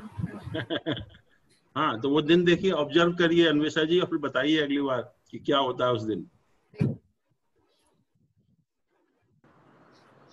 जैसे वो होता है ना कि 28वें 27वें दिन वो नक्षत्र आता है, मूलों की पूजा की जाती है, वही बात हो गई ना यहाँ पे। तो हाँ, कि उस दिन आपको थोड़ा कॉशियस रहना पड़ेगा, या तो मूड आपका मूड ही चेंज हो जाएगा उस दिन, मूड खराब हो जाएगा। इसके लिए उपाय भी होगा फिर कुछ? हाँ जी, इसके लिए उपाय करना पड़ेगा, इसके लिए उपाय भी होगा फिर? हाँ, तो उस दिन आप शांति से बैठिए, और क्या करोगे, ज्यादा उल्टे सीधे काम मत करिए। अनिल जी, ये तो दोबारा सिखाना पड़ेगा, आज थोड़ा ज्यादा ही ओवर, मतलब क्या बोलते हैं, स्ट्रॉन्ग डोज था। आपके पास रिकॉर्डिंग रहेगा तो आप उसको दोबारा से सुन लीजिए। हाँ, रिवाइज कर सकते हैं, रिवीजन पीपीटी दे रहे हैं ना। बट इट्स वेरी इंपॉर्टेंट, और इससे हमको बहुत सारी चीजें हम बता सकते हैं। वैसे नॉर्मल केस में हम नहीं बता पाएंगे, लेकिन गोचर देख के आप बहुत सारी चीजें बता सकते हैं। आप किसी भी आदमी के पास गए, उससे कहा कि तेरे यहाँ दर्द हो रहा है, या ये हो रहा है, वो हो रहा है, तो वो आप तो सरप्राइज हो जाएगा कि कैसे बता दिया कि क्या हो रहा है। नहीं, आज का बहुत बढ़िया क्लास था ये। हाँ, तो मतलब इसको आप थोड़ा सा और एक पढ़िए, क्योंकि now this PPT will be available with you, और ये रिकॉर्डिंग है आपके पास, तो एक बार और ध्यान से करिए, क्योंकि ये जो हम लोगों ने जो बनाया है पीपीटी वगैरह भी, दिस इज एक निचोड़ है बहुत सारी जो एक्सपीरियंस है और किताब है। एक जगह नहीं मिलेगा कहीं भी जो आपको, कि एक जगह सारी इंफॉर्मेशन नहीं मिलेगी, और अलग अलग किताबों में अलग अलग इंफॉर्मेशन मिलेगी, वो भी है। अगर आप कोई पीपीटी देंगे ना अभी? हाँ, दे दूंगा मैं अभी। सर, वो जो आपने हीरे मोती इकट्ठे किए ना ज्ञान के, वो सारे इकट्ठे यहाँ बांट दिए सबको क्लास में। हीरे मोती क्या, ज्ञान तो कभी पूरा नहीं होता, ज्ञान तो चल ही रहा है अभी भी। हाँ, वही तो। हर दिन हम लोग कुछ ना कुछ सीखते हैं, और आप ही लोगों से सीखते हैं। हाँ जी, आप ही लोग सिखाते हैं उसको भी। नहीं, आज बहुत अच्छा आपने सारा बहुत अच्छे से समझाया, पूरी क्लास को सारी बातें बहुत अच्छे से समझा दी सारी। These are very important actually, दशा और ट्रांजिट, इसके बिना तो आप प्रेडिक्शन कर ही नहीं सकते। तो एनीवे, हम लोग ट्रांजिट डिस्कस करेंगे अभी, फिर उसके बाद we will come to the divisional charts, and divisional charts में आप देखेंगे कि we can do wonders actually, but unless we see the divisional charts हमको कुछ आइडिया नहीं होगा, लेकिन divisional chart देखने के बाद तो हम बहुत कुछ कर सकते हैं। But transit को we have to give equal importance, उसको बोलना नहीं है कभी भी, खाली ये नहीं कि कौन सी दशा चल रही है और क्या प्लैनेट की पोजीशन है, उसके बेसिस पर आप रिजल्ट बोल दें। और कभी कभी होता है कि मैंने बहुत सारे केसेस में देखा है कि सन के ऊपर सैटर्न राहु का ट्रांजिट हुआ, और बहुत ही खराब रिजल्ट हुआ एकदम से, जो है, क्योंकि वो ऐसे ट्रांजिट कभी कभी बहुत खराब ट्रांजिट हो जाते हैं और बिना वजह से प्रॉब्लम क्रिएट कर देते हैं। और अपने आप को थोड़ा कॉशियस रखिए, जैसे मान लीजिए कि सन के ऊपर सैटर्न का ट्रांजिट हो रहा है, तो अपने ऑफिस में थोड़ा सा ध्यान रखिए, बॉसेस के साथ, अपने जो ड्राइविंग को थोड़ा सा ध्यान से देखिए, कहीं नहीं तो हड्डी वड्डी टूट जाएगी, फ्रैक्चर हो जाएगा बॉडी में जो है। तो उन चीजों का ध्यान रख सकते हैं आप, अगर आप ट्रांजिट आपको पता है कि क्या होने वाला है। हाँ सर, जैसे आपने बताया ना कि सूर्य के ऊपर से राहु या शनि जाए, एक तरह से ट्रांजिट और भी देखा जाता है कि तीसरे, छठे या 11वें में गोचर अच्छा होता है। मान लो तीसरे में ही दोनों आ जाएं तो एक तरफ तो उस आपने जैसे पढ़ाया तो खराब ही होगा, जबकि गोचर अच्छा दिखा रहा है कि तीसरे गोचर है, अच्छा होना चाहिए, लेकिन आपने जैसे पढ़ाया तो वो तो खराब हो ही जाएगा। बिल्कुल बिल्कुल, जब दो, एक मेलिफिक का दूसरे मेलिफिक के ऊपर ट्रांजिट होगा तो हाँ जी, हाँ बिल्कुल, वही मैं कह रहा हूँ, वही मैं कह रहा हूँ। रियल बैड ट्रांजिट एक्चुअली, बाकी में खराब होता है उस टाइम। हाँ जी, मान लो सूर्य भी तीसरे आ गया, राहु भी तीसरे आ गया, अच्छा होना चाहिए, लेकिन वो राहु सूर्य के ऊपर से जा रहा है तो खराब करेगा ही करेगा। अभी ऐसे ही हुआ, कुछ दिन पहले एक लड़का आया, वो he was doing some job actually, किसी मल्टीनेशनल कंपनी में था कि मेरा प्रमोशन कब होने वाला है, तो आई सॉ कि 9th हाउस में उसके सन के ऊपर सैटर्न राहु का ट्रांजिट हो रहा था उस टाइम। मैं तो प्रमोशन की बात कर रहा है, तेरी तो नौकरी छूटने वाली है एक आध दिन के अंदर जो है। And when he was going back, he got the phone call from the boss actually कि तुम कल आके मुझसे मिलो। और वो घबरा गया बेचारा कि वो क्यों बुला रहा है, जाऊंगा नहीं, बट गया तो उसने बॉस ने ये कहा कि नहीं, उसको दे दिया पिंक स्लिप, जाओ। तो ये ट्रांजिट से बता सकते हो, बिना ट्रांजिट के कैसे बताओगे आप? नहीं, लेकिन अनिल जी ये ट्रांजिट तो काफी लंबे टाइम के लिए रहता है, तो कैसे उसका पता चलेगा कि कब सबसे ज्यादा होगा या कब कम होगा, तो कब कितना कम होगा? नहीं, लंबे टाइम के लिए ट्रांजिट तो रोज चेंज होता है। नहीं, स्पेशली जैसे आपका ये सैटर्न और राहु वाला जो है वो तो काफी नहीं, मैंने कहा कि जब डिग्री वाइज पास आएगा, जब जो आपके हॉरोस्कोप में मान लीजिए डिग्री वाइज एक टाइम पे पास आया, चलो मान लो जो भी नुकसान करना है कर लिया, उसके बाद वो जो लंबे टाइम तक रहेगा तो नहीं, उसके बाद ठीक हो जाएगा। जो नुकसान रोज रोज थोड़ी करता है कोई, एक बार नुकसान हो गया तो हो गया। नहीं तो किसी और सेंस में नुकसान करेगा, वैसे नहीं तो उतना अच्छा नहीं होगा, बट जो ऐसे एक्सीडेंट वगैरह होते हैं या नुकसान होते हैं वो तो हो जाते हैं। स्पेशली जो सबसे ज्यादा इनफेमस है वो है शनि राहु वाला, शनि राहु है, सन राहु है। सन राहु में तो अच्छी गवर्नमेंट चेंज हो जाती है, अच्छे प्राइम मिनिस्टर भी नीचे पहुंच जाते हैं। हाँ, लेकिन आप देखिए बॉस से प्रॉब्लम हो जाएगी इमीडिएटली, आप ऑफिस में भी देखो, तो you have to be careful during those period actually. तो यही मतलब इसका हमें फायदा उठाना है, मतलब इसका हमें ये नहीं घबराना है, इसको हमें कॉशन लेना है उस टाइम, दैट्स ऑल। तो जैसे पढ़ा है ना हमने कि मान लो मारक दशाएं चल रही है, मार्केश की दशाएं चल रही है, महादशा अंतरदशा भी, अगर गोचर बृहस्पति का और शनि का अच्छा है तो मरेगा नहीं बंदा, बच जाएगा। बता दें मैंने, दोनों का, तीनों का 1/3 रूल है। अगर 66% अच्छा है तो 33% खराब भी होगा तो बच जाएगा, बट अगर 66% खराब है तो फिर नहीं बचेगा। दशा भी खराब है, गोचर भी खराब है। अनिल, सन के ऊपर राहु का गोचर और राहु के ऊपर सन का गोचर, it will be same thing. Saturn के ऊपर राहु हो या राहु के ऊपर सैटर्न हो, एक ही बात है वो। ओके। वीनस के ऊपर राहु है, राहु के ऊपर वीनस है, एक ही बात है वो। और आप देखिए जब वीनस के ऊपर राहु का गोचर आएगा तो सडनली आपका कहीं ना कहीं एक इन्वॉल्वमेंट हो जाएगा किसी अपोजिट सेक्स के साथ, भले आपके हॉरोस्कोप में है या नहीं है, क्योंकि हर प्लैनेट की अपनी नेचर होती है, उसके हिसाब से रिजल्ट आपको मिलते हैं। अच्छा सर, जैसे मान लो क्रूर, जैसे राहु के ऊपर से वीनस का गोचर या बृहस्पति का गोचर जाए तो क्या खराब करेगा या उसकी अशुभता में कमी आएगी? नहीं, खराब करेगा ना। जुपिटर के ऊपर जा रहा है तो गुरु चंडाल योग बना रहा है, वीनस के ऊपर जा रहा है तो आपका कहीं इन्वॉल्वमेंट हो रहा है। नहीं, राहु के ऊपर से वीनस जाए या गुरु जाए, हाँ, अलग अलग उसकी नेचर हो गई ना। वीनस अलग प्लैनेट है, जुपिटर अलग प्लैनेट है। नहीं, मैं यूं कह रहा हूँ जैसे राहु या शनि के ऊपर से गुरु का या शुक्र का गोचर हो, तब कैसा रहेगा? नहीं, देखिए वो तो ठीक है, उसका मैं बात जो कर रहा हूँ एक मेलिफिक के ऊपर दूसरा मेलिफिक, यहाँ तो आप बेनिफिक की बात कर रहे हो ना, बेनिफिक का खराब नहीं होता। हाँ जी, हाँ, बस यही क्लियर करना चाहता मैं कहने का मतलब है कि जब एक मेलिफिक के ऊपर दूसरा मेलिफिक गोचर करता है, जब पोजीशन काफी खराब होती है। हाँ, ये बात बिल्कुल, हाँ, आपने अच्छे से समझा दी क्लास को, ठीक है, ये बात बहुत अच्छी हुई। सर, हाँ, अगर किसी का सैटर्न का पीरियड हो और उसमें सूर्य की आ जाए, सन की अंतर्दशा हो, तो वो भी खराब करेगा? वही तो बताया अभी आपको, दो अगर मेलिफिक की दशाएं हैं, एक महादशा और अंतरदशा, दोनों अगर मेलिफिक प्लैनेट की होती है तभी भी रिजल्ट खराब ही होते हैं। वही अभी डिस्कस किया था कि अगर मेन पीरियड लॉर्ड और सब पीरियड लॉर्ड दोनों ही अगर मैलिफिक हो जाते हैं, इसका मतलब ये हुआ कि आप सैटर्न राहु की दशा चल रही है, राहु सैटर्न की दशा चल रही है, सन सैटर्न की दशा चल रही है, तो रिजल्ट खराब मिलेंगे। और देखिए भी, आप किसी का भी अगर सैटर्न राहु का पीरियड चल रहा है या राहु सैटर्न का पीरियड चल रहा है, just see the result, you can observe yourself. अच्छा, कैसा भी राहु हो, कैसा भी शनि हो, रिजल्ट खराब ही मिलेंगे उसको, बहुत खराब मिलते हैं। तो जिस हाउस में बैठा है उससे कनेक्टेड?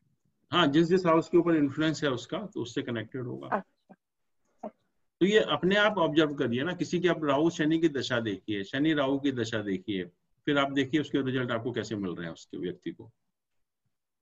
ठीक है सर।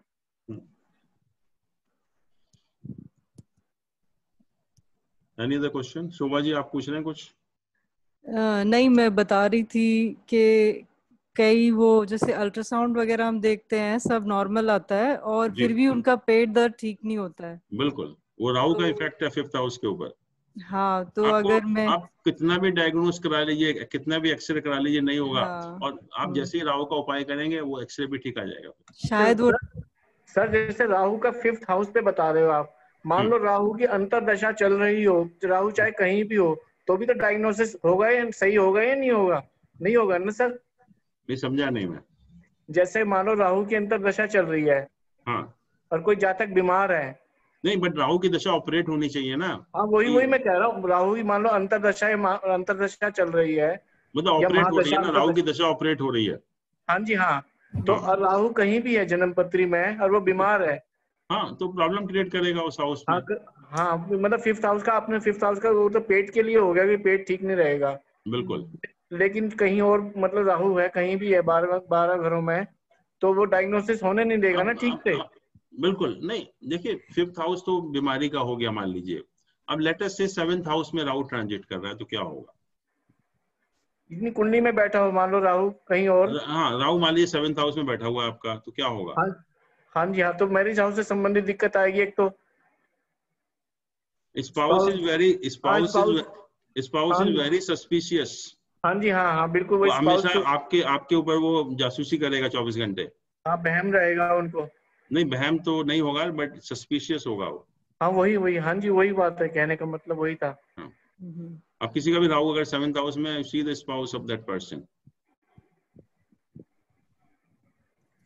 ऐसे में बीमार भी तो होता है क्योंकि 7th हाउस मारक भी तो है। बीमार तो अलग है, बट जो राहु का बेसिक नेचर है, वो नेचर तो रहता है ना। केतु का बेसिक नेचर क्या है? मैंने कहा स्पिरिचुअल प्लैनेट है, और इस टाइप ऑफ कोई ऐसा इसका फायदा नहीं है। लगन में केतु बैठ जाता है तो ऐसे लोगों को बहम हो जाता है नेचुरली। आप देखेंगे कि वो कुछ ना कुछ फोबिया है, कुछ ना कुछ बहम है उस व्यक्ति को। सर फिर क्या 5th हाउस का जो राहु होगा वो क्या बच्चों को थोड़ा सा सस्पिशियस बनाएगा? है जी। अगर 5th हाउस में अगर राहु प्लेस्ड है, तो वो क्या बच्चों को थोड़ा सा सस्पिशियस टाइप का बनाएगा? नहीं, बच्चों के सस्पिशियस से नहीं है मतलब, वो तो बच्चों के सुख का हाउस है। बच्चों का सुख आपको मिलेगा या नहीं मिलेगा।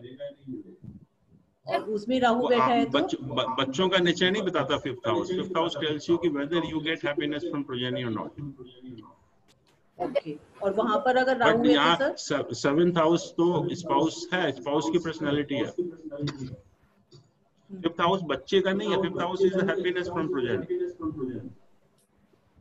और वहां पर राहु है तो नेचुरली अगर अकेला तो कोई प्लैनेट खराब नहीं करता, लेकिन नेचुरली एक मैलेफिक प्लैनेट तो है ही है। ओके। अच्छा अनिल जी, एक क्वेश्चन कर लीजिए। ये कोई किसी का खुला हुआ है, पैरेलली ओपन है किसी का? हेलो, हाँ बताइए। या नाउ अच्छा, अगर 8th हाउस में राहु के साथ वीनस बैठे हुए हैं तो, और वो भी साथ में उनके वो जो आप 2-12 वाली बात बता रहे थे ना, उसमें 9th हाउस में अगर सैटर्न और सन है। नहीं, मैंने कहा था कि 2-12 की दशा चल रही हो। मान लीजिए राहु या वीनस आपका 8th हाउस में है, जुपिटर आपका 9th हाउस में बैठा हुआ है, तो नेचुरली तो दोनों 2nd हाउस में है। हाँ, दोनों बेनिफिक हैं, तो लगेगा आपको कि बहुत अच्छी रिजल्ट होंगे। लेकिन आपस में रिलेशन 2-12 का हो गया उनका, तो आपस में रिलेशन खराब हो गया, तो उसकी दशा ठीक नहीं होगी उस टाइम जो है। नहीं 2-12 तो आपने ऐसे बोला ना जो बिल्कुल पास पास होंगे, जैसे पास नहीं, एक दूसरे साइन में हो, नेक्स्ट साइन में, जैसे 8वें घर में हो, 9वें में हो, मैं 8वें और 9वें की बात कर रही हूँ, मैं 8वें और 9वें की बात, 8वें और 9वें की बात कर रही हूँ। हाँ तो 2-12 हो गया वो।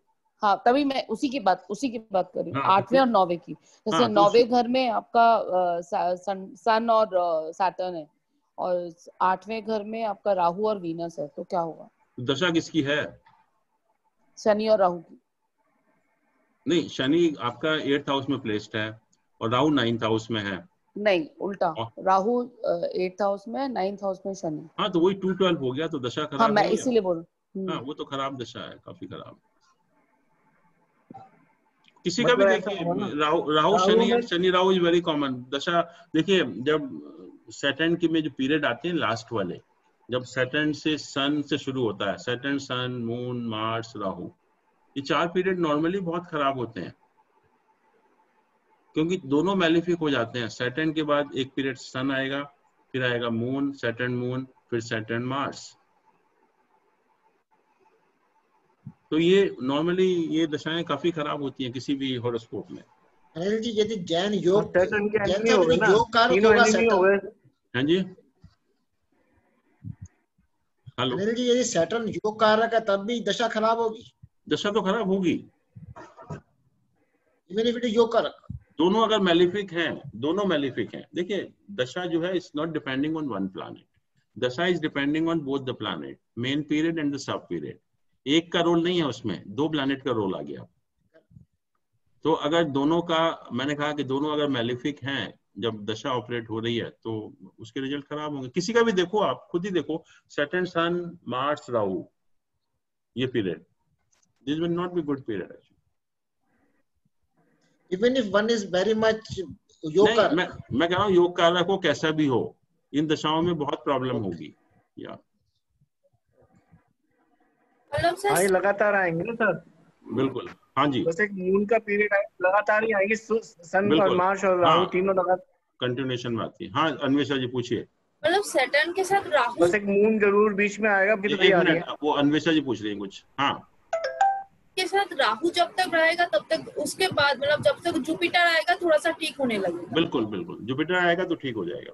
और एक सर, जैसे किसी का 5th हाउस में जब हम राहु के बात कर रहे थे, जैसे राहु के साथ अगर मार्स है, मतलब मार्स 12th हाउस का भी लॉर्ड है, तब तो सेपरेशन वाला हो जाएगा ना जो हमने।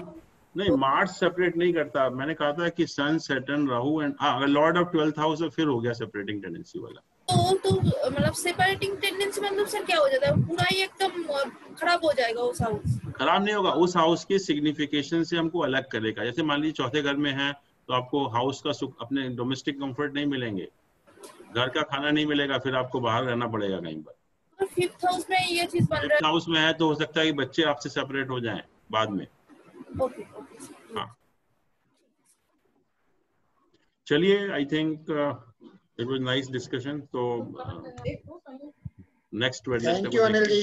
Thank you then so much, good night. प्रणाम सर, प्रणाम बहुत बहुत आपको। Thank you.